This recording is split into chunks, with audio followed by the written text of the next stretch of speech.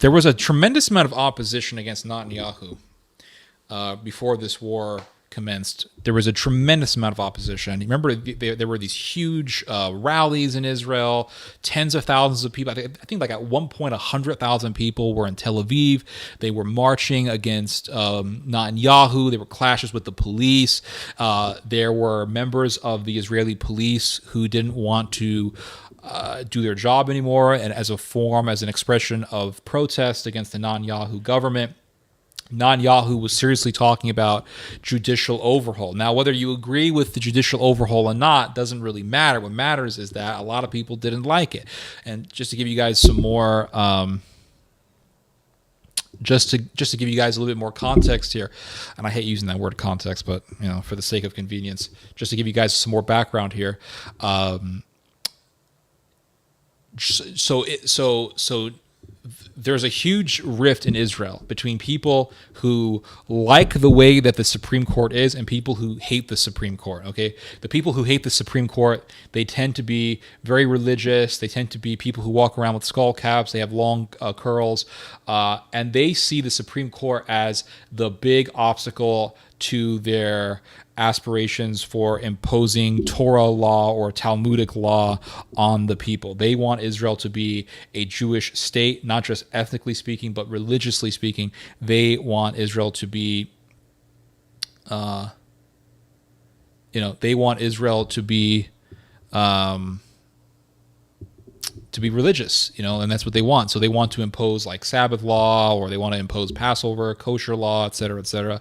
No non-kosher food should enter a hospital during the Passover. And this stuff is already there, but they want to solidify it and make it official law because already there are hospitals that follow this rule that, hey, during the Passover, you can't bring in food that wasn't blessed by a rabbi or food that goes contrary to the Jewish dietary law. The thing is that because it's not solidified into law, people can then go to the Supreme Court and challenge it. So the religious faction in Israel, which is huge, they want to make it so that this can't happen. They want to stamp it into law, make it official, et cetera, et cetera. Okay. So then you have the other side in Israeli society, which wants to allow, they want to keep things the way they are with the Supreme Court. They like the status quo, and they're afraid that if the judicial overhaul happens, Israel will become a theocracy, and they don't want this. So this is huge. This is like a huge battle over the religious or really over the identity of Israel. Is Israel going to remain a secular society, or is it going to become a theocracy where people people who are religious minorities will be persecuted, et cetera, et cetera, and they don't want that. Now, if I had to choose a side, I would choose the secular side because I don't want to see. I would hate to be in Israel living under the rabble of Israel. Sorry, I meant the rabbis of Israel, not the rabble. You have a lot of people. You have a lot of people who follow and do anything that the rabble of Israel teaches. Sorry, I meant the rabbi. There's people who follow the rabbis of Israel. They do everything that they say. They obey everything that the rabbis say. I meant rabbis, not rabble. Sorry. And those people will stab you to death because you're not wearing a skull cap or something. Like, there's a lot of craziness out there.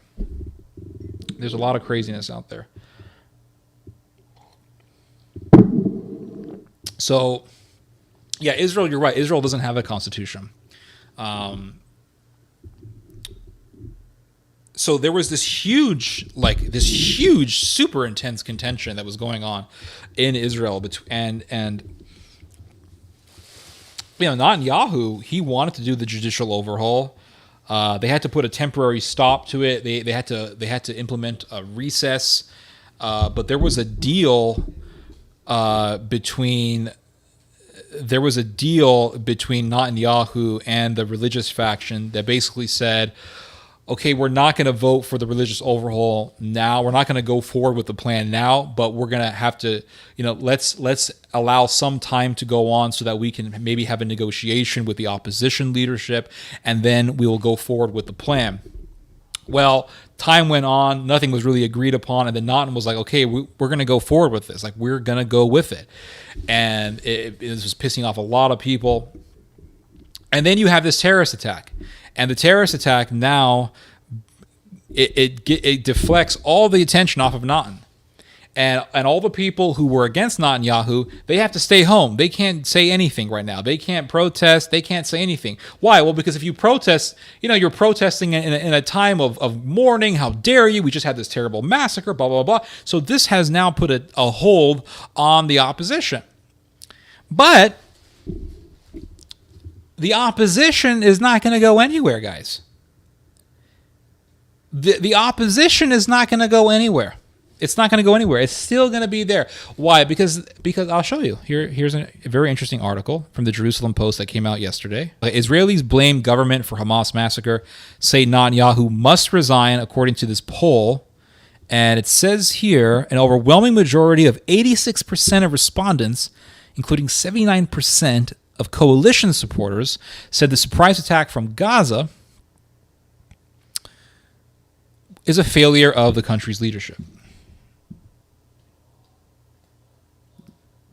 So it says here, 4 out of 5 Jewish Israelis believe the government and Prime Minister Benjamin Netanyahu are to blame for the mass infiltration of Hamas terrorists into Israel and the massacre that followed, a new Dialogue Center poll released on Thursday found. An overwhelming majority, 86% of respondents, including 79% of coalition supporters, said the surprise attack from Gaza is a failure of the country's leadership, while a staggering 92% said the war is causing anxiety. Furthermore, almost all the respondents, 94%, believe the government must bear some responsibility for the attack of securing preparedness that led to the assault, with over 75% saying the government holds most of the responsibility. The survey, which polled 620 Israeli Jews from across the country, also found that a majority of respondents believe Netanyahu should resign following the conclusion of Operation Swords of Iron. So the opposition is not going anywhere. Those people who hate Netanyahu, they're going to hate him no matter what. Doesn't matter how many times he bombs Gaza. Doesn't matter how many times he goes to war with Hamas or whatever. They're going to hate this guy. They want him removed because they know who backs Netanyahu. It's the religious people. And the people who hate Netanyahu tend to be people who hate... the people who hate Netanyahu, they tend to be people who are secular. The people who love Netanyahu, they tend to be people who are religious. So they want all that shit removed. And Naughton is backed by the religious. The rabbis love him. A lot of the religious leaders, they love Naughton. They want to see this judicial overhaul. They want that to happen. And the opposition to Netanyahu, they know this already. So eventually, all of the outrage and the horror and the shock that came about as a result of this massacre is going to dissipate. The fog of outrage, the fog of being shocked and disturbed, eventually is going to dissipate. Just like the fog of horror that came about because of 9/11 eventually dissipated, and everybody wanted to see George Bush's head on a stick. At least half the country did. Eventually, it's going to dissipate. It's like all the people who hated Macron in France. Remember that? Remember back in 2018, 2019, there was the huge yellow vest movement. There was the huge yellow vest movement, and they were making little mock guillotines, and they were saying, oh, Macron is going to be decapitated and blah, blah, blah, and all this stuff. And it was huge. There was a huge opposition movement against Macron. Well, what happened?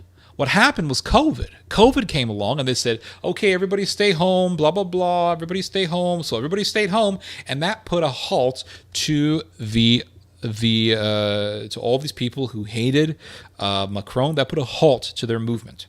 And, well, what eventually happened? COVID eventually worn down. The whole thing kind of wore out. And there is still massive hatred against Macron, and there were eventually demonstrations that resumed on the street, and that was that. So So there's still going to be massive opposition against Netanyahu. And I think that the prospect for civil war is still there. I think it's still there, I think it's still there.